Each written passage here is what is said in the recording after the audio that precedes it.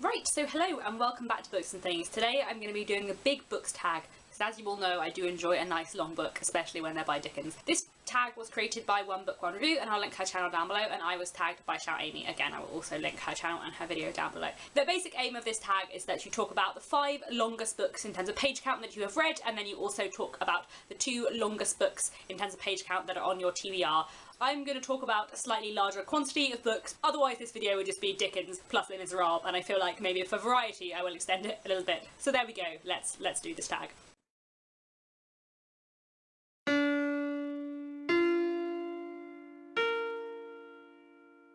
Now I have had great difficulty in doing this tag because I've been sat here all morning trying to work out what page lengths different Dickens books are and which of Dickens's books are the longest. And apparently in pages, Dombey and Son and Bleak House and Little Dorrit are the longest, but in word count David Copperfield is the longest. All of my different editions of Dickens have very, very different pages. As you all know, I very much love and collect the Collector's Library editions, which are beautiful, but they're also really short, so all of them have a lot more pages, and I really like that because I would rather read a fatter book where the pages are smaller, but it does mean they all have a lot more pages than that book would normally have. So, my Collector's Library edition of Bleak House has 1,285 pages. My Penguin Classics edition of Bleak House has 1,036 pages. And this older edition I have of Bleak House has 697 pages. And in Penguin Classics, Bleak House has more pages than Dombey and Son, but in these ones, Dombey and Son has more pages than Bleak House, so I don't know. So I think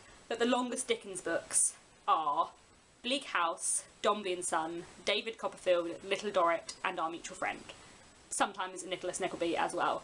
Those 6 books are all pretty long and all pretty brilliant. I will link down below my individual videos on those books because I have so much to say, but they would all definitely make it into a list of the longest books that I have read, and I love their length.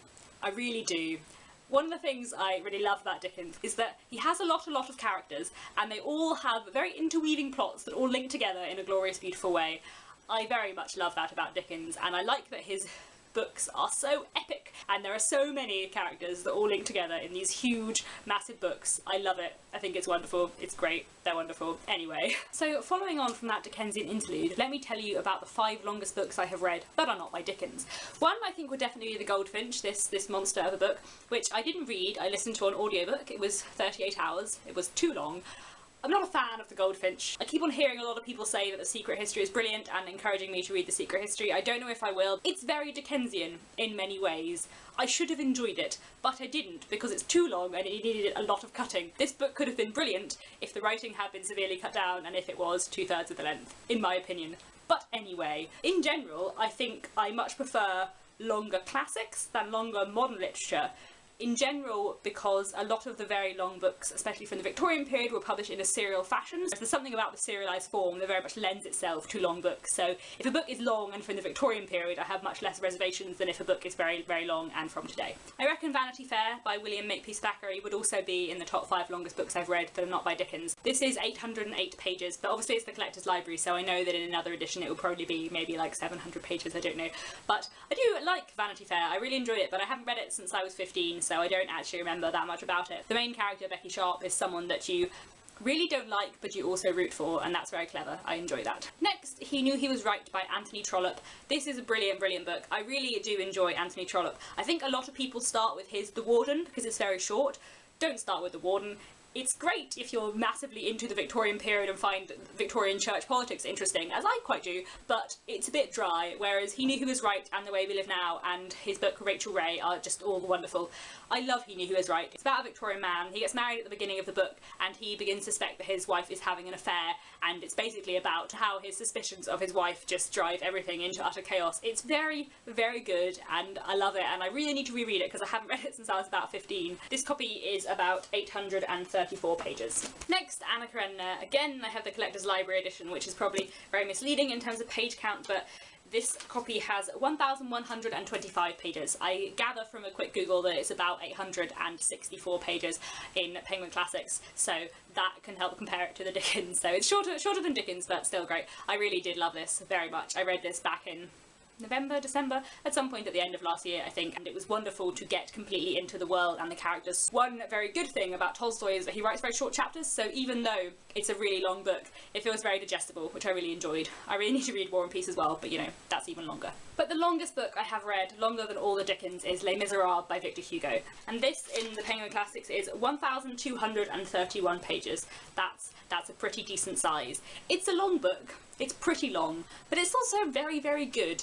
The reason why it is so long is because Victor Hugo has decided that every time he introduces you to a new character, he wants to dwell on them for about 10 chapters. And on the one hand, it feels quite odd, but on the other hand, it's amazing because you get so much detail about everyone. It's wonderful. And another thing that I want to stress about Les Miserables, which I don't think people will necessarily know, is that bits of it are really funny. Yes, it is quite miserable, and a lot of great sadness occurs in this book, but actually there are also some really, really hilarious lines, and Victor Hugo, a bit like Dickens, has a quite good balance of using humour and wit to kind of make the sadness a little bit more palatable, and he does that very, very well. And I think if you like the musical, but you haven't read the book, it will enrich the world that you find interesting so much, and if you don't like a musical, then this is just a brilliant book, so it's so good. It really, really is amazing. Finally, I want to talk about the longest books on my TBR. One of them, like Amy, is The Luminaries by Eleanor Catton, which is a pretty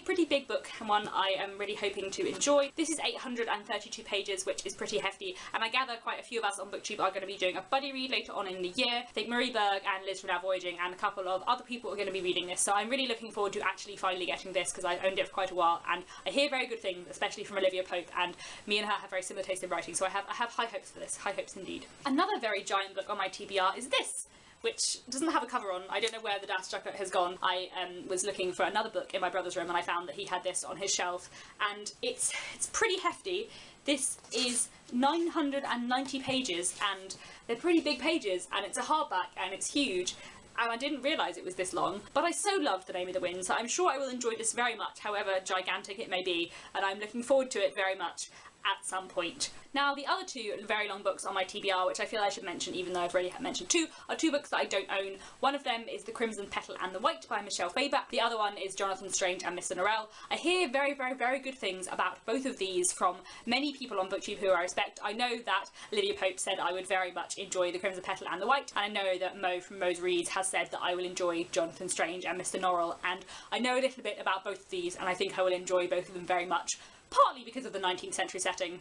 Mostly because of the 19th century setting. Both of these I know are quite big. I do not own them yet, but I'm sure I will buy them in the future, and I'm sure I will really, really enjoy them, even though they may take me a little while to get through. So there we have it. This has been the Big Books tag.